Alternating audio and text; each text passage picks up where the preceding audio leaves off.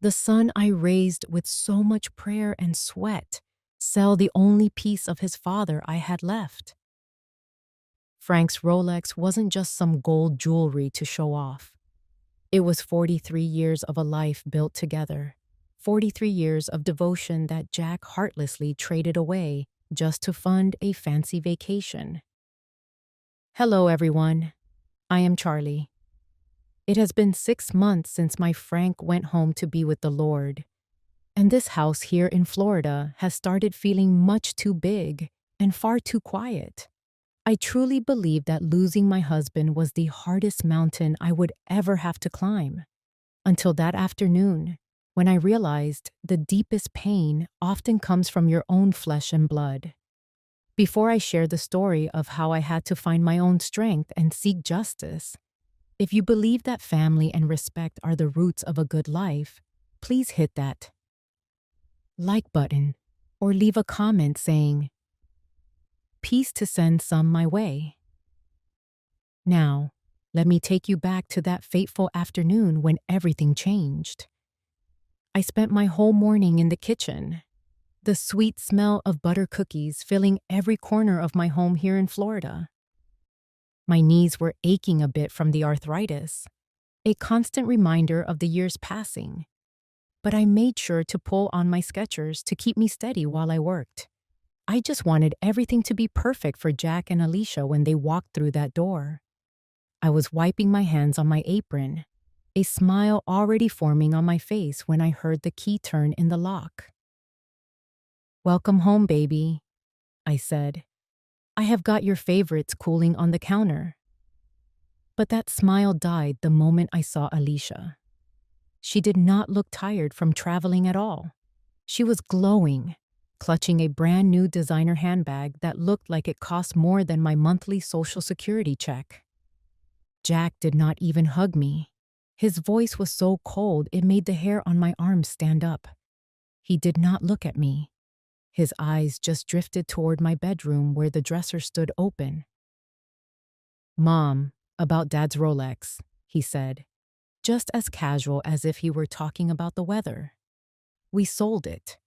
It only brought $800, but it was enough to upgrade our flight to first class for our trip to Italy." My ears started ringing so loud I could barely hear my own breath.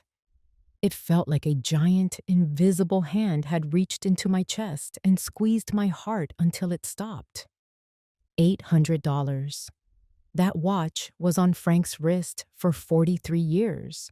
It was the only piece of him I had left to hold on to, and my own son traded it for a plane seat. I tried to speak, but my throat was so dry it felt like I was swallowing sand. "How could you?" I finally managed to whisper. "That belonged to your father." Alisha just shrugged her shoulders, her fingers playing with a new gold chain around her neck. "Mom, let us be real," she said. "Dad is gone, and that watch was just sitting there gathering dust. We are young, and we have been under so much stress lately. We deserve this break." Jack just nodded along, not a lick of shame on his face. The world I knew just crumbled right there on my kitchen tile. This was the boy I gave up my whole career in banking for, the child I poured every prayer and every penny into, and now he was standing there using his father's legacy to buy a moment of pleasure. I stood there like a statue while the smell of cookies turned sour in my nose. The silence in that room was heavy, thick with a betrayal I never saw coming. I looked at Jack's bare wrist, the spot where that watch should have been if he had a grain of respect for the man who raised him.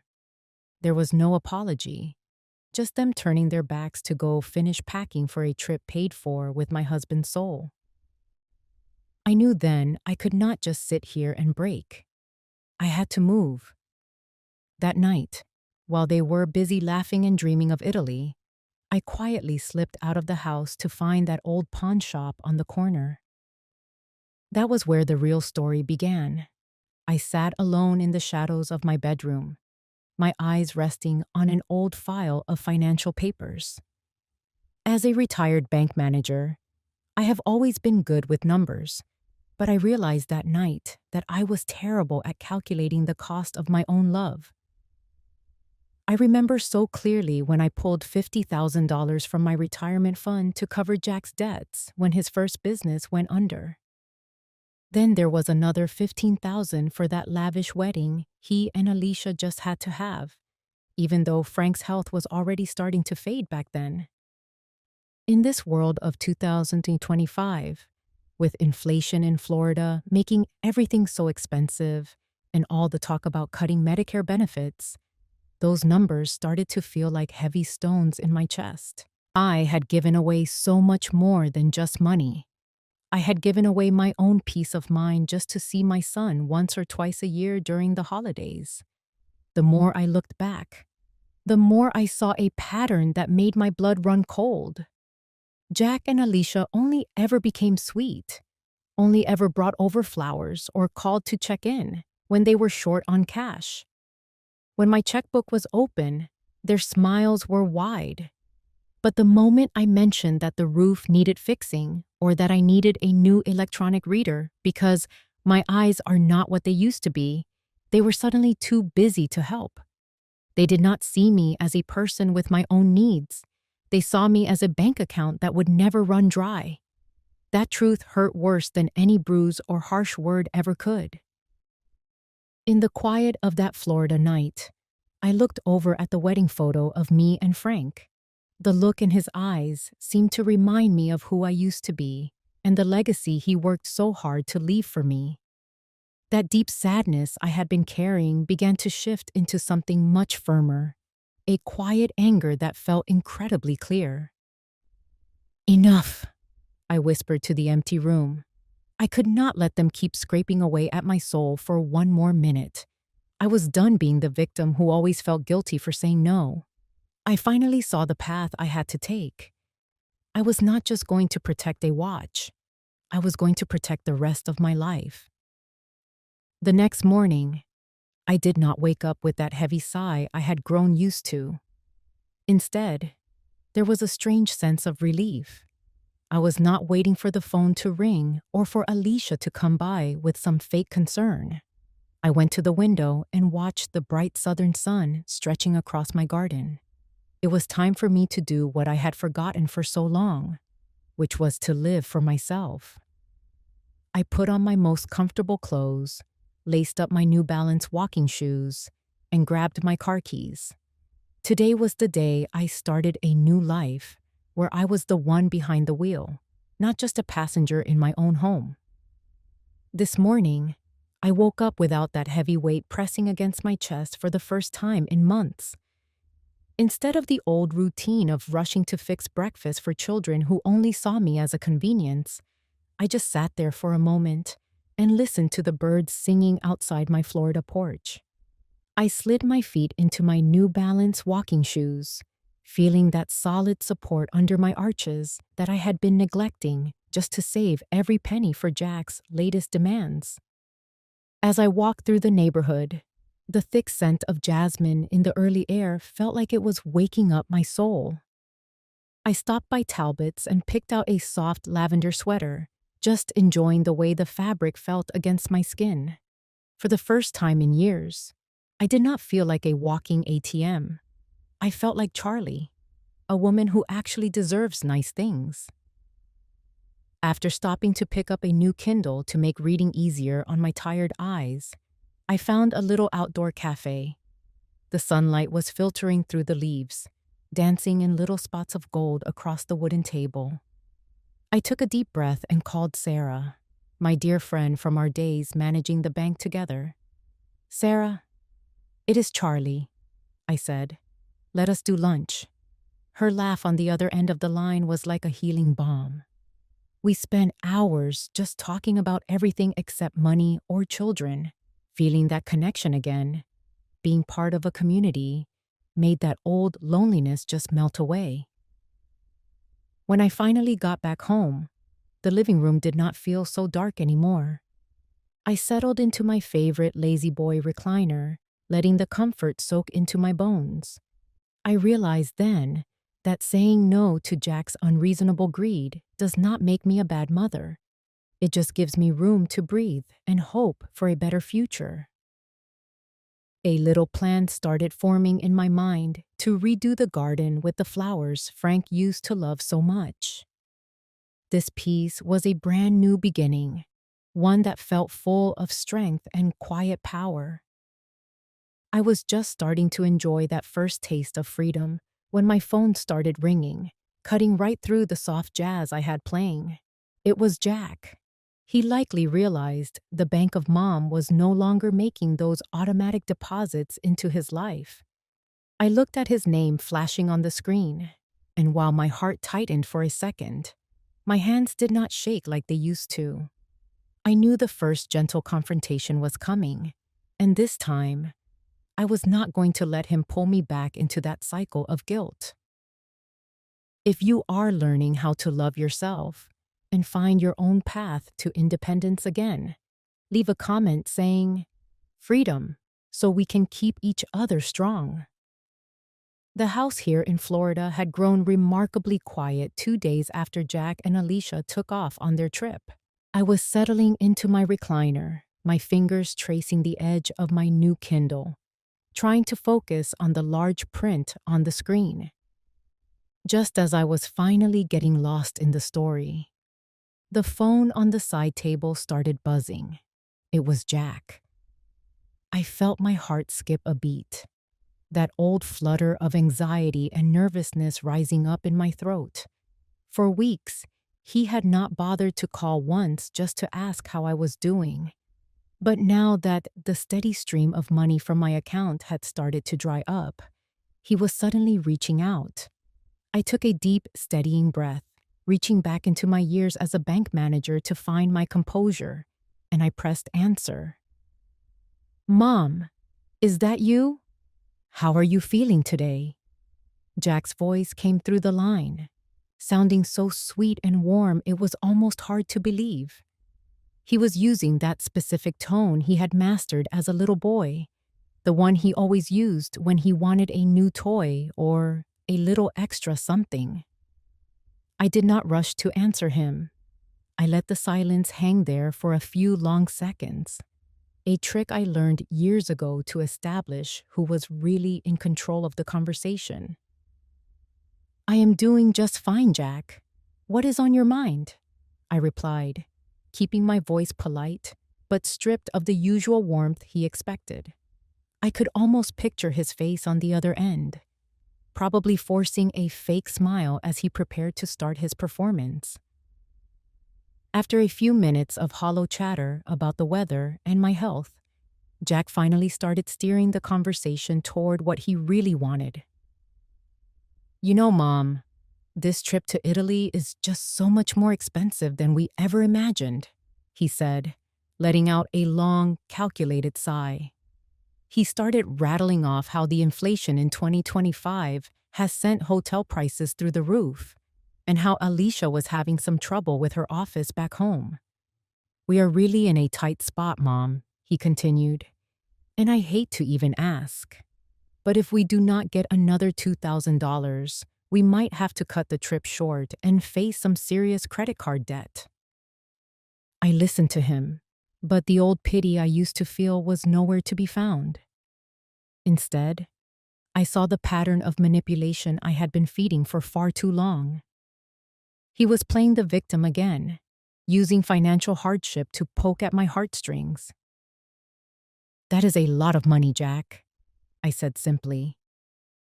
I looked down at my own hand, and the faint yellowing of a bruise on my arm from where he had grabbed me the other day was still tender to the touch. That little bit of physical pain was all the reminder I needed of the truth behind his sweet words. I felt a new kind of firmness growing inside me, replacing that initial fear with a quiet, steady resolve. When he realized I was not jumping to open my purse, his tone shifted. He started using guilt like a weapon, the way he always did when he felt he was losing. "Mom, I am your only son," he said, his voice taking on a sharp edge. You would really just let us suffer out here in a foreign country? Dad would never want you to treat me this way. Those words felt like a needle pricking my heart, but this time I did not let them draw blood. Jack, you and Alisha chose to sell your father's belongings to pay for this vacation, I told him firmly. That was your decision. I have spent my whole life supporting you, but now it is time for me to look after my own life, especially with all these changes to Medicare coming up and the future I need to prepare for. I heard a sharp, frustrated huff of air from the other end of the line.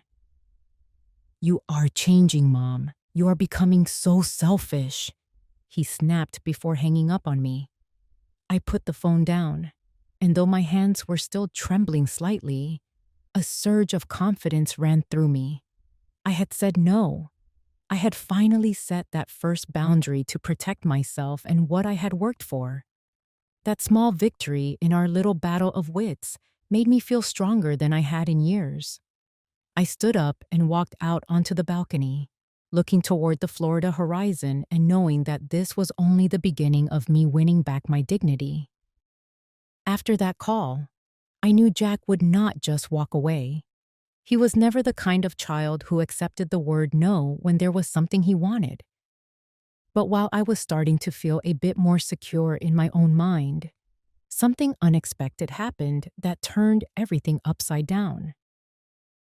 Later that evening, I was finally cleaning out the drawers of Frank's old desk, something I had not had the heart to do in the 6 months since he passed. Tucked way in the back, behind some old files, I found a thick yellow envelope. It was not money inside, but a report from a private investigator. It turned out that Frank had known about Jack's gambling debts for a long time, and he had left me a weapon I never could have imagined I would need. I was sitting there in my living room, my hands trembling as I turned the pages of the private investigator's report Frank had left behind for me. The air in my Florida home was thick and still, but that peace was shattered by a sharp, violent sound at the front door. It was the sound of a key being forced into the lock and turned with a kind of aggression that made my heart feel like it was going to leap right out of my chest. Jack and Alisha burst inside without so much as a knock or a word of greeting, acting as if they still owned every inch of this house.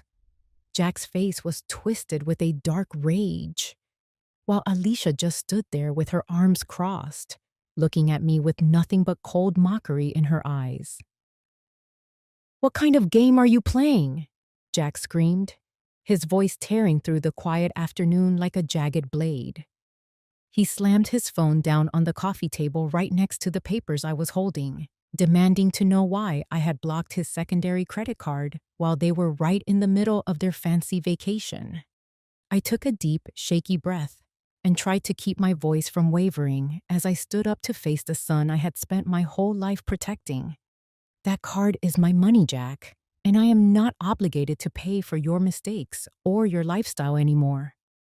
I held up the yellow envelope, my fingers gripping the edges tight as I told him I knew everything. I told him I knew about the gambling debts that were eating him alive and the cruel plan they had to declare me incompetent just so they could snatch this house away from me. For a second, Jack just froze, his face turning from a hot red to a ghostly pale.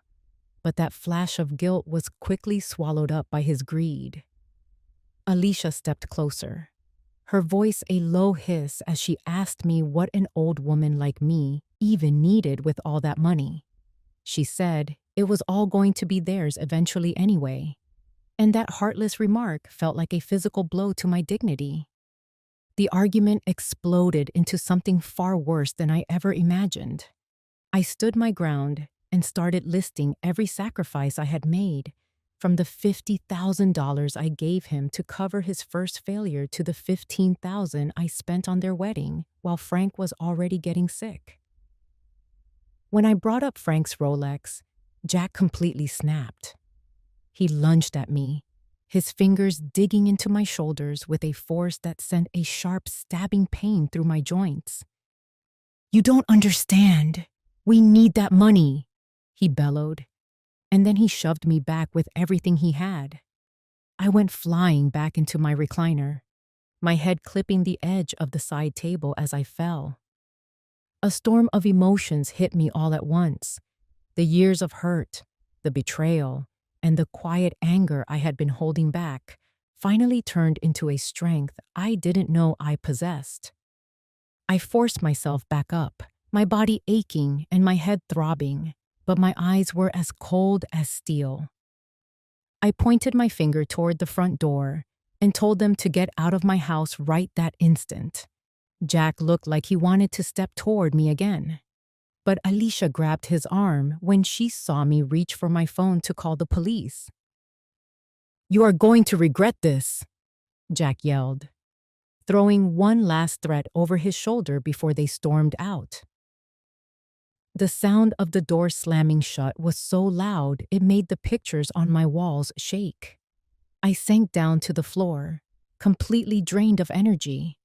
But in my heart, I knew there was no turning back now.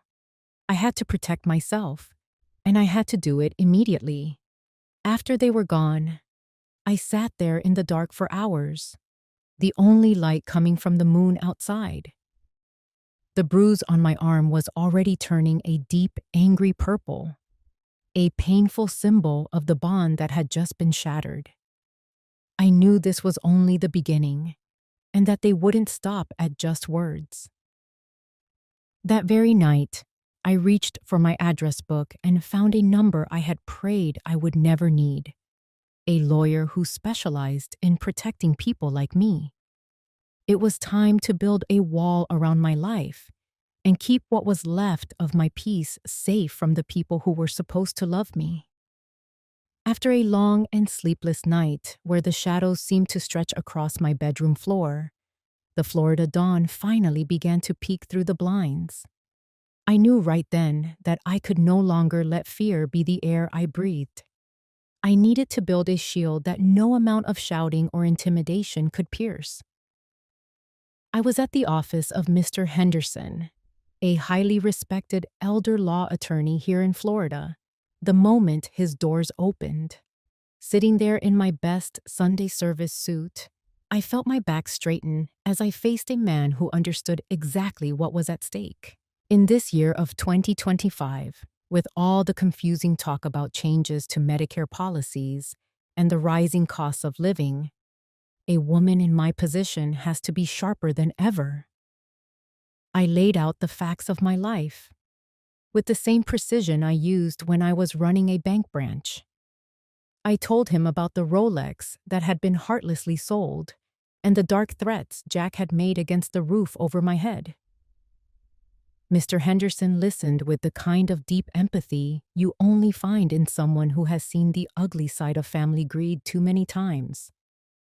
He told me that we needed to act fast to update my will and, more importantly, my power of attorney. We needed to strip away every bit of legal authority Jack and Alisha thought they held over my life. As I signed those new documents, the scratch of the pen on the paper felt like the first real breath of freedom I had taken in months. It was the sound of a gallows being dismantled. When I left the law office, I did not head straight home to hide under the covers. Instead, I drove over to the Home Depot, a place where Frank and I used to spend our Saturday mornings picking out new pavers or bags of mulch for the garden. But today, I was not there for flowers. I walked past the garden center and headed straight for the security aisle to pick out the most advanced smart locks and a full ring camera system. I was finished with the constant gnawing anxiety of knowing Alisha still had a spare key and could waltz into my home whenever she felt like sifting through my private memories. Later that afternoon, as the technician finished installing the new locks and showed me how to monitor every inch of my property right from my smartphone, I felt a powerful surge of energy. My home, the place where I had built 43 years of a beautiful life with Frank, was finally becoming the fortress it was meant to be. It was no longer a house where I felt like a guest. It was my territory again, and I was the only one with the code to the door. This was about more than just hardware. It was about reclaiming the very ground I stood on. The next part of my plan was something I had done 1,000 times for other people during my 40 years in banking. But doing it for myself felt entirely different. It was time to protect my capital. I chose a new bank branch across town, a place where the names Jack and Alisha were nothing more than ink on a page, and I opened a completely separate account. With the steady hands of a woman who knows her way around a balance sheet, I moved my savings and my investments into a place where they were finally safe from prying eyes. I gave the order to cancel every single secondary credit card I had ever been foolish enough to give to my son.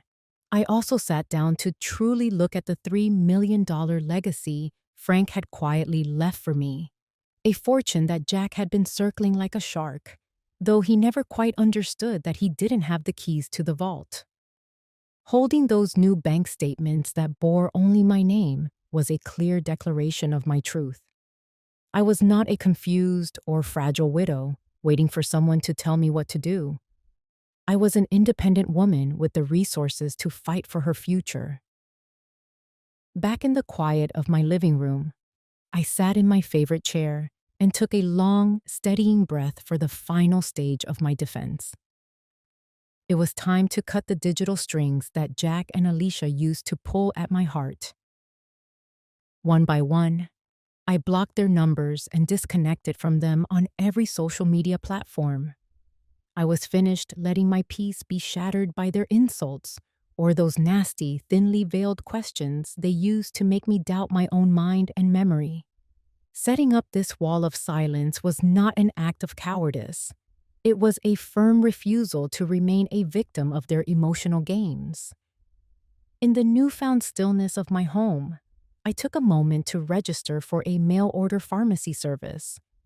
I wanted to make sure my cabinets were always stocked with my blood pressure medication, my calcium, and my vitamin D, so I would never have to rely on anyone else, just to maintain my basic health. I was taking care of Charlie now, and that felt like the most revolutionary thing I could do. To keep my mind sharp and my spirit focused, I started a new morning ritual that Jack would have probably laughed at, but it was for me, not him. I rolled out a yoga mat in the living room and followed gentle stretching routines on my Kindle tablet. I became much more intentional about what I put in my body, adding omega-3 and glucosamine to my daily routine to help with the stiffness in my joints. I knew all too well that Jack was watching for any sign of physical or mental decline, looking for any excuse to try and have me declared incompetent so he could take over. Because of that, every healthy meal I prepared and every stretch I completed was a strategic move in my own defense. I had to stay strong and clear-headed, not just for my own sake, but to protect the dignity of the family name and the life Frank and I had built together. I was training for a battle that was about much more than just money. It was a battle for my very personhood. As the sun began to set over the busy streets of Florida, I sat out on my porch with a warm cup of herbal tea. I looked down at my phone and saw that the cameras were all active, the perimeter was secure, and every door was locked tight. A powerful sense of calm began to settle over me, a stillness that felt like it was backed by steel. I no longer felt that jolt of fear every time a car I didn't recognize drove past my house. This system I had built, from the legal contracts in Mr. Henderson's office to the smart locks on my doors and the new bank accounts, had created a safe distance between me and the people who wanted to break me. For the first time in what felt like forever, I could take a deep breath and feel the air reach the bottom of my lungs without that sharp ache of anxiety. My fear had been replaced by a cold, clear focus and a deep belief in my own ability to survive this storm. I was just starting to settle into this new sense of security when a connection I never expected came knocking. One afternoon, while I was checking the angle of the new camera near my front window, I saw Martha, my neighbor who lives across the street. We had lived near each other for years, but we had never really talked about much more than the weather or the local trash schedule. But there she was, standing at my gate with a warm plate of fresh-baked peach cobbler in her hands. The way she looked at me was full of a kind of knowing kindness and empathy, and I realized right then that she had likely heard the shouting from that horrible afternoon a few days ago. I realized that even though Jack had tried his best to make me feel small and alone, the world still had people in it who were willing to reach out a hand. In this hard journey to take my life back, I was starting to see that I didn't have to carry the whole weight by myself. That afternoon, while I was out back trying to check on the fence, Martha called out to me from across the way. Martha has lived in the house across the street for more than a decade, but we had always been the kind of neighbors who just shared a polite wave and a nod on Sunday mornings. She was walking toward me with a plate of warm peach cobbler, and the way the steam rose from it reminded me of the Sunday dinners Frank and I used to host. But it was the look in her eyes that stopped me cold. It was full of a deep, knowing concern. Martha admitted right then that she had heard the shouting and the ugly words Jack and Alisha had thrown at me just a few days ago. I felt a flash of shame at first, wanting to hide the mess my family had become. But before I could turn away, Martha reached out and took my hand. Her palms were rough and warm, a gardener's hands, and she squeezed mine with a strength that felt like an anchor in a storm. "Charlie, I saw what they were doing," she whispered, and her voice was so thick with empathy that I finally felt the dam inside me break. For the first time in weeks, I let the words out, telling her about the Rolex they sold and the threats they made to take my home. Martha just listened, nodding her head, and promised me right there that I was not standing on this ground alone. The cold loneliness that had been sitting in my chest finally started to thaw. Later that evening, the house felt a little less empty as I sat in my favorite recliner and opened up a video call on my tablet to Sarah, my dearest friend from our years working at the bank. Seeing her face on the screen, so firm and full of resolve, felt like looking at a mirror of the woman I used to be. Sarah didn't just offer me sweet words or empty comfort. She gave me a promise that made my heart swell with gratitude. She told me that if it ever came down to a courtroom or a legal battle, she would be there to stand up for me and tell the world exactly who I am. She reminded me of all those years we spent managing accounts and how I never let anyone push me around back then. "You are not alone in this fight, Charlie," she said, her voice steady and strong through the speakers. "We are going to protect Frank's honor together." That surge of strength she gave me was like a fire being lit in my soul, reminding me that I wasn't some helpless victim. I was a woman with a village behind her. I turned off the screen and looked around my quiet living room, but the shadows didn't seem so heavy anymore. Hearing Martha and Sarah's voices reminded me that even when your own flesh and blood betrays you, there is still kindness and goodness left in this world. The heavy weight of worry about my health and the fear of being isolated just seemed to slip away. I started planning my next steps with a clear head, knowing I had people who truly cared for my soul standing by my side. I knew Jack wasn't going to give up on his schemes to get his hands on Frank's legacy, but with Martha and Sarah in my corner, I felt ready to face whatever was coming down the road. Before I went to bed, I decided to do something I had been putting off since the day Frank passed. I went into his old study to start clearing out the papers, wanting to organize the memories instead of letting them sit in the dark.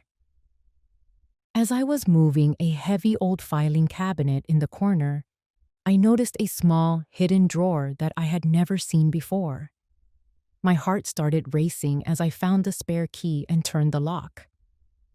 What I found inside wasn't just more old documents. It was the cold, hard proof that Jack and Alisha had been planning to take everything from me for a very long time. In the hardest moments, a simple call from a friend or a kind word from a neighbor can save your soul. If you have those wonderful people in your life who always have your back, leave a comment saying, "Grateful," so we can celebrate that bond together. I sat right down on the dusty floor of Frank's old study, surrounded by stacks of old files that had been gathering dust for way too long. The air in here still carried that faint, comforting scent of sandalwood that Frank always loved, a smell that usually made me feel safe. But today, everything felt different. As I was leaning down to wipe some cobwebs away from the corner, I had to move that heavy old oak filing cabinet. And that is when I saw it. There was a tiny drawer hidden right in the base, disguised so perfectly that I would have missed it 1,000 times if I hadn't been on my hands and knees.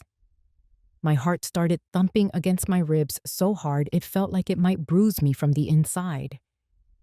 I found the spare key I kept in the top desk drawer and slid it into the lock. The sharp click it made in the dead silence of the room sounded like a thunderclap. I wasn't expecting love letters or hidden gold, but what I found was far more dangerous. I pulled out a small tablet and a thick, heavy folder with Jack and Alicia's names written right across the front. A cold shiver of pure dread ran down my spine, a warning that I was about to look at something that would change my world forever. I turned on that tablet, and the white glow of the screen felt like it was burning my eyes in the dim light of the study. I started scrolling through emails and text messages that went back 2 whole years, reaching all the way back to the time when my Frank first started getting real sick. Each word I read felt like a jagged knife plunging into the trust I had spent a lifetime building for my son. I saw Alisha telling Jack that his father wasn't going to hold on much longer, and that they had to find a way to get the old lady to sign a full power of attorney before the chance slipped away. Then I saw my own son's reply, words that made my blood run cold. Jack wrote back, telling her not to worry, saying I always did what he said, and that all they had to do was start making me believe I was slowly losing my mind, so I would just hand over the keys to everything. I had to grip the edge of the oak desk just to keep from collapsing right there on the rug. A wave of pure disgust rose up in my chest until I could nearly taste it. They weren't just after my money. They were systematically planning to strip away my very personhood while I was busy sitting at my husband's deathbed. I kept flipping through the pages in that folder, and that is when I found the bank statements and the gambling debt receipts with Jack's name all over them. He hadn't just been struggling with a few bills like he always claimed in those late-night phone calls. He owed more than $150,000 to a casino up in Atlantic City. Every single time I had dipped into my own hard-earned retirement savings to rescue him from what I thought was a business disaster, that money was going straight into a betting pool. But the part that finally made the last bit of my heart shatter was a correspondence from Alisha to a lawyer asking about the legal steps to have me declared incompetent. They were planning to tuck me away in some low-budget nursing home and sell this house just to settle his gambling debts. In this year of 2025, where everything is already so uncertain and expensive, they were ready to throw me to the wolves. Any last bit of maternal hope I was holding on to just died right there on the office floor. Everything was suddenly and terrifyingly clear. I didn't let out a single cry. I didn't have any more tears for people who could be this cold-hearted. I took my smartphone and spent the next hour photographing every single document, every hateful text message, and every bank statement, I sent every bit of it straight to Mr. Henderson's private email before I could lose my nerve. This was it. This was the decisive key I needed for my survival, the secret weapon that was going to change the entire landscape of this fight. This truth was agonizing, but it also gave me a kind of steel in my bones that I didn't know I had. I wasn't the weak, forgetful mother they were trying to create. I was a woman who had finally looked into the dark souls of the people trying to hurt her. I locked that hidden drawer back up and took a long, steadying breath to settle my spirit. I knew I had just crossed a bridge and burned it behind me. I felt completely hollowed out, as if a hurricane had just passed through my soul and left nothing but silence. Learning the truth about my only child was a burden almost too heavy to carry, and all I wanted was to find some warmth and a bit of guidance from the man who had always been my protector. I thought about that old stone bench down by the lake where Frank and I used to sit and watch the sun dip below the horizon. I needed to get to that place, to find the strength in my memories of the man who truly loved me, so I could find the courage to walk into the legal storm that was waiting for me just around the corner. After sending those terrible proofs to Mr. Henderson, I felt as empty as a dried-up well. My body was tired, but my soul was even more weary, so I got in my car and drove down to the edge of the lake. This was the spot where Frank and I had spent hundreds of golden Florida afternoons just watching the sun go down. The wind blowing off the water was cool and carried that familiar scent of wild grass that always reminded me of home.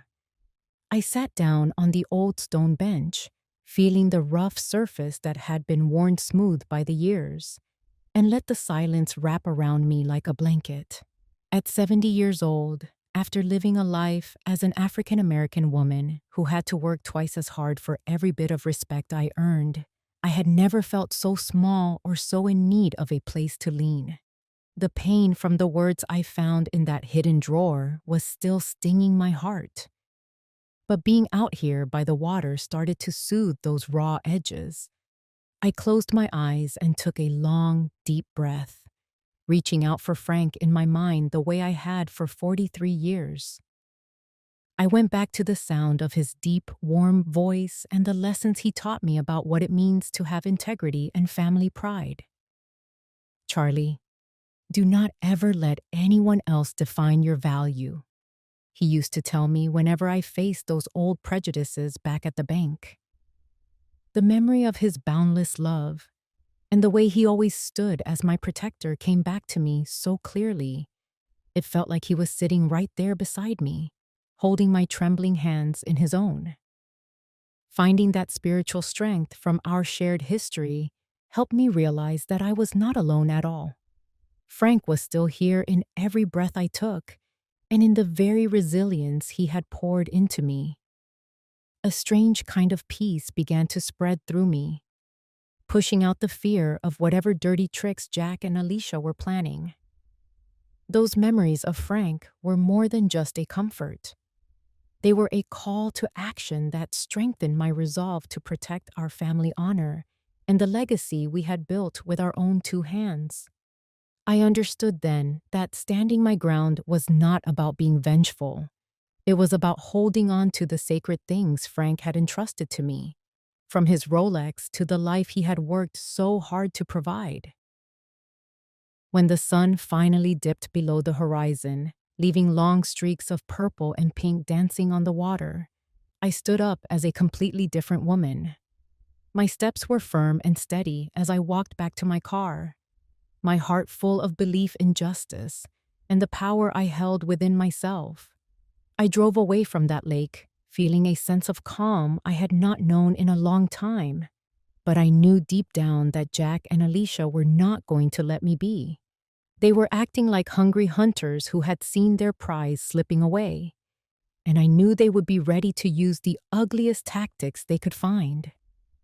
The moment I pulled into my driveway, I saw a car I did not recognize parked out front, and a man in a crisp uniform was standing there waiting for me with a stack of legal papers in his hand. A cold feeling of dread ran down my back as I realized Jack was done with making threats over the phone. He was moving in for a direct attack on the most precious thing I have in my old age, my sanity and my mental health. It was a quiet Tuesday morning here in Florida, the kind of day that usually feels like a blessing after a lifetime of hard work.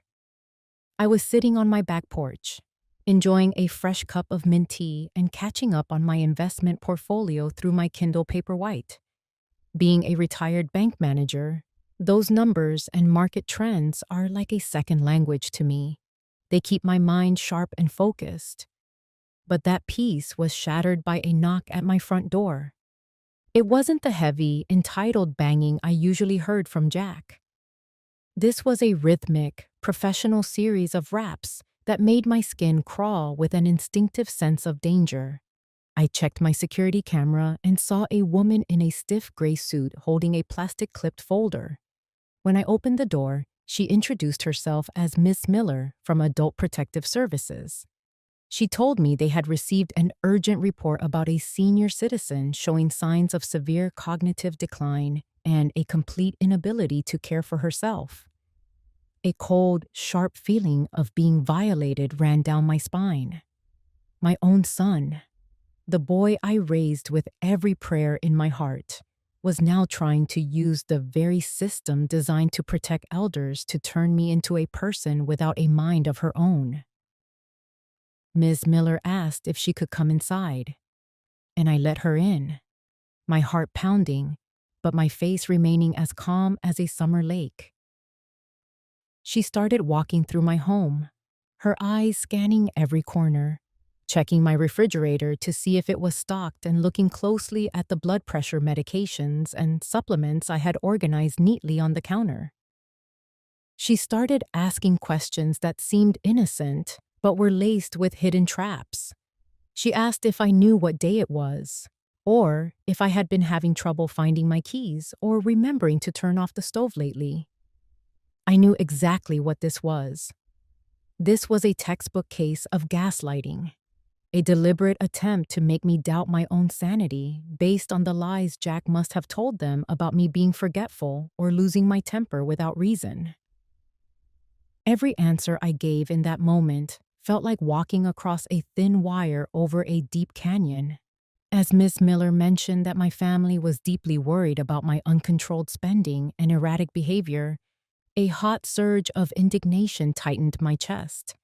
I felt a brief flash of helplessness, wondering how a person is supposed to prove they are normal to a stranger who is already looking at them through the eyes of an accuser.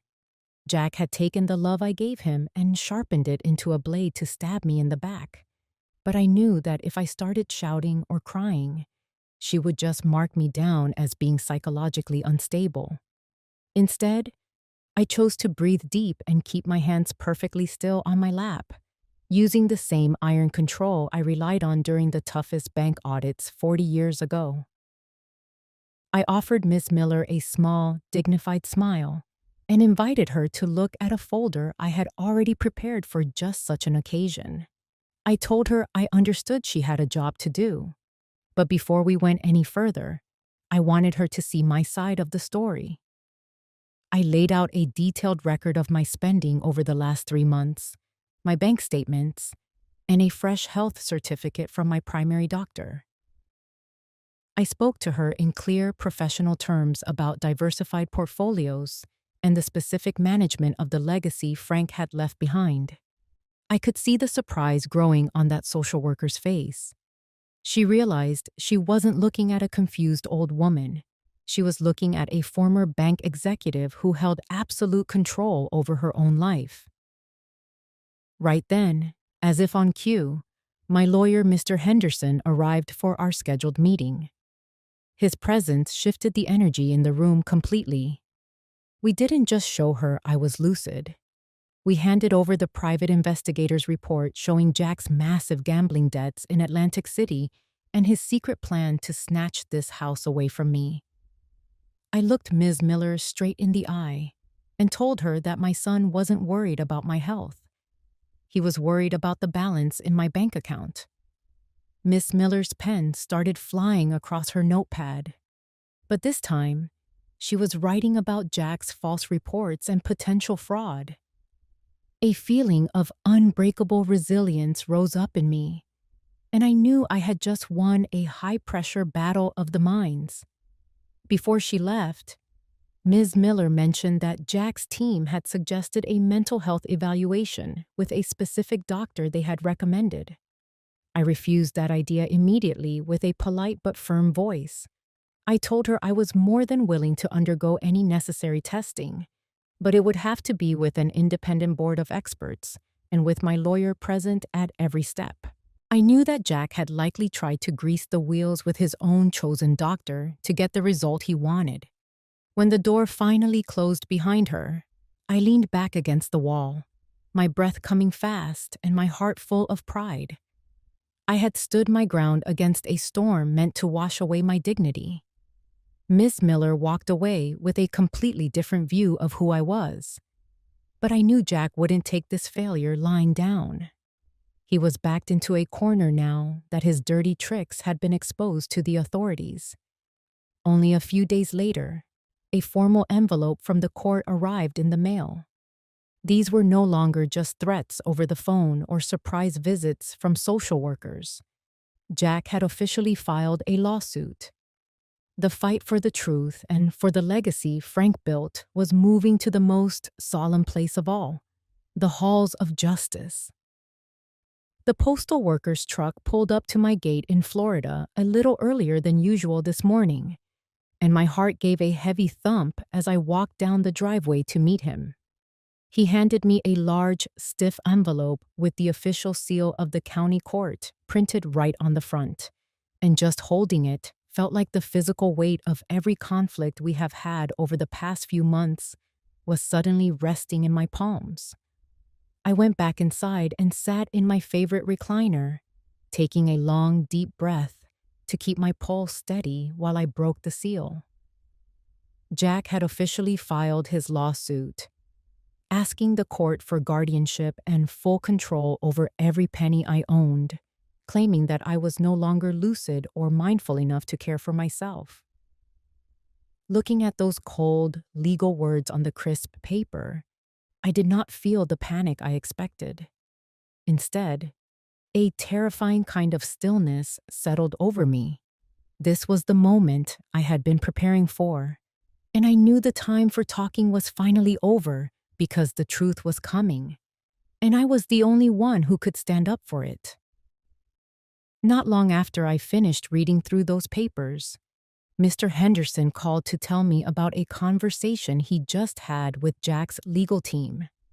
It seemed my son and Alisha were starting to lose their nerve, now that they saw I was not backing down and had a professional team of my own behind me. They came forward with a calculated compromise, offering to drop the entire lawsuit if I would just agree to sign over a major portion of the estate and let Jack manage Frank's secret investment portfolio. They even had the nerve to promise that I could stay right here in this house until my final day, provided I was under their constant care and supervision. Hearing those words through the phone line just made a bitter, hollow laugh escape my throat. It was not an apology, and it certainly was not out of love. It was just one last desperate grab for the money they craved without having to face a judge and the mountain of evidence I had tucked away. I did not need even a second to think about my answer, because I knew exactly what was at stake. "No compromises, Mr. Henderson," I told him, and my voice was so steady and sure it almost surprised me. I understood perfectly well that if I nodded my head to their deal today, I would be signing away my dignity and my right to make my own choices for the rest of my life. I thought about what Frank always said about holding your head high and keeping the family name clean, and I knew I had to walk this road all the way to the end. Making a deal with a lie is just a way to make the pain last longer, and I was not going to do it. I told my lawyer to reject every single one of their offers and to make sure everything was in place for our day in court. That anxiety that had been gnawing at my stomach started to fade away, replaced by a deep, quiet calm because I was finally ready to fight for my own soul. As the sun went down that evening, I sat in my living room with Mr. Henderson and my dear friends Sarah and Martha. We went over every piece of evidence we had gathered, from the micro SD recordings I found in Frank's hidden drawer to the long list of Jack's gambling debts and those hateful, manipulative text messages from Alisha. We laid every piece of their betrayal out on the table until it was as clear as the Florida sky. Having Sarah and Martha there with me felt like a shield made of pure strength and kindness. We did not just have the facts on our side. We had the truth and the support of people who actually cared about what was right. Standing there on the edge of the courtroom doors, I realized I was not just some lonely widow anymore. I was a warrior protecting the legacy of my entire life. When the lights in the house finally went out, I stood by the window for a long time looking out at the dark garden. Tomorrow morning, there would not be any more preparing or thinking. Tomorrow, I would walk into that courthouse where every lie Jack told would finally have to face the light of the truth. I felt a strange sense of being completely prepared, a stillness before the storm that I knew I was going to weather just fine. Sleep came easy to me tonight because I knew that no matter what happened in that room, I had finally dared to stand up for myself and for the memory of the man I loved. The air inside the county courthouse this morning felt heavy and still, like the atmosphere right before a massive Florida thunderstorm breaks. I could feel the weight of every year I have lived pressing down on my shoulders as I walked down that long, polished hallway. I made sure to wear my most comfortable Clark's shoes today, the ones with the extra cushion that Frank always said made me look like I was walking on air. That small bit of physical comfort was like a secret anchor, helping me keep my back straight and my head held high, just like a woman who has spent 4 decades building a reputation in the banking world should. To my left and right were Sarah and Martha, my 2 pillars of strength, and Mr. Henderson walked just a step ahead of us, his briefcase full of the truth. When we entered the courtroom, I saw Jack and Alisha sitting at the table on the other side. They were trying so hard to look confident, whispering to their high-priced lawyer and wearing expensive clothes that I knew were paid for with lies and debt. I took a long, deep breath, letting the smell of old wood and the solemnity of the room fill my chest. This was not a place for me to carry my anger anymore. This was the place where the light was finally going to chase away the shadows. The proceedings began with Jack's lawyer standing up and painting a picture of me that I didn't even recognize. He spoke about me as if I were a fragile, fading ghost, a woman who was supposedly so confused by the fast-paced economy of 2025 that I couldn't even manage my own grocery list, let alone a multi-million-dollar estate. They brought up every tiny moment Alisha had staged over the past few months, twisting the truth to make it seem like I was in the early stages of Alzheimer's. They talked about me being irritable and forgetful, using my own grief over Frank as a weapon against me. But when it was our turn, Mr. Henderson stood up with a calm that made the entire room go quiet. He didn't just give a speech. He started laying out the cold, hard facts.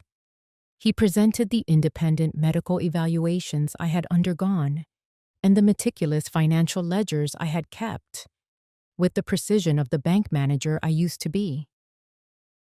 I watched Jack from across the room, and I saw the first beads of sweat start to form on his forehead as he realized that my mind was sharper than any blade he had tried to use against me. The real turning point came when Mr. Henderson brought out the secret weapon we had found tucked away in that hidden drawer.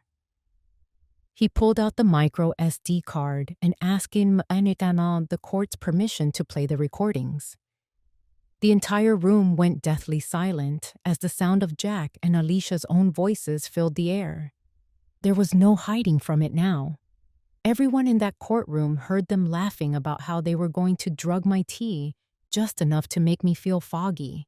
They heard Alisha talking about how they would convince the doctors I was losing my mind so they could sell the house and use Frank's legacy to pay off Jack's massive gambling debts in Atlantic City. Hearing those words out loud, in that sacred space of justice, felt like a physical weight was being lifted off my heart. The betrayal was out in the open for the whole world to see. I sat there with my hands folded in my lap, looking at my son, and I didn't feel the old ache of motherly pity anymore. All I felt was a deep, quiet disdain for the greed that had hollowed out his soul.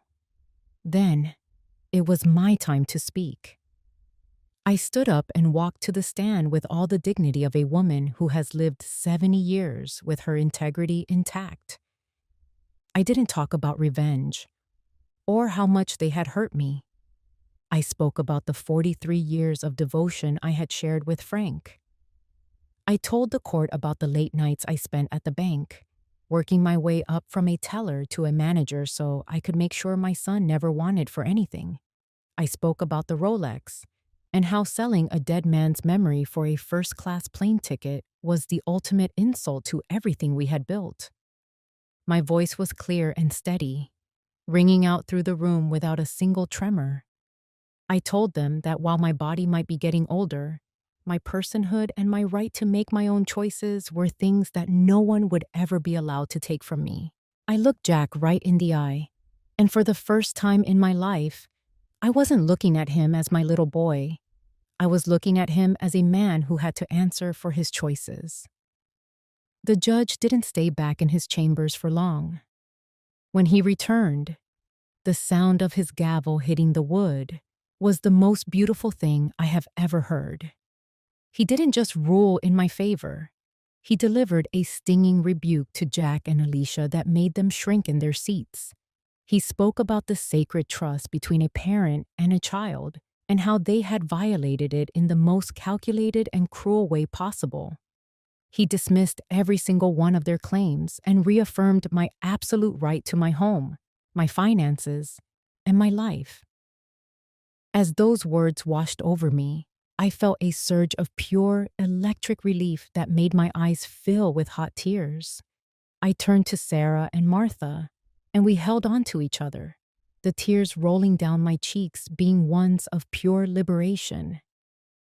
The storm was finally over, and the legacy Frank had worked so hard to leave me was safe and sound. I walked out of that courthouse and stepped into the brilliant, golden Florida sun, and it felt like a warm embrace from Frank himself. I saw Jack and Alisha scurrying away toward the parking lot, looking small and defeated, but I didn't even care to watch them go. The weight I had been carrying for months was just gone, replaced by a lightness I hadn't felt since before Frank passed. I stood there on the sidewalk, taking in a deep breath of the humid air, and I realized that a brand new chapter of my life was starting right this second. I looked up at the deep blue sky and smiled, knowing that I was finally free to live for myself, with no more fear and no more shadows to hide in. Everything was finally as it should be. A while after that day in court, I made the decision to sell my old house in Florida.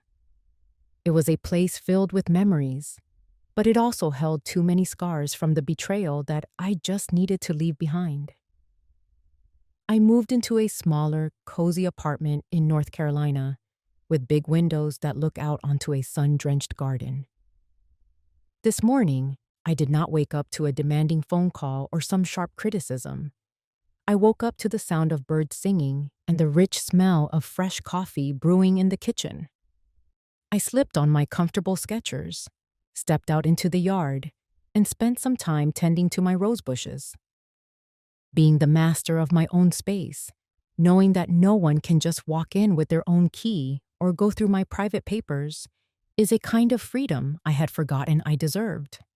Now, as I sit here reading on my Kindle with the font turned up nice and large, I realize I have found back those parts of myself I gave up years ago just to take care of my children.